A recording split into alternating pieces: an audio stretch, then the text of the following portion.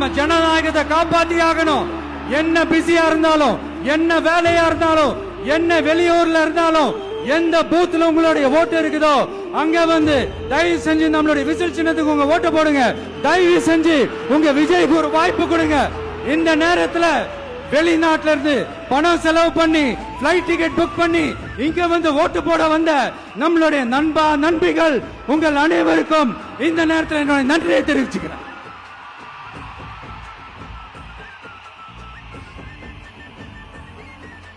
அவங்களோட இந்த ஆட்சி கனவு, லஞ்ச கனவு, ஊழல் கனவு, கொள்ளையடிக்கிற கனவு எல்லாம் கதம் தான்.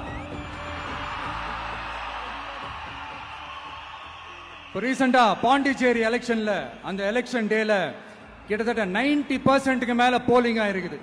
விட்டா 100% ஆயிருக்கும் போல் இருக்கு. அதே மாதிரி போலிங் நம்ம தமிழ்நாட்டில் நடக்குதா இல்லையான்னு பாருங்க.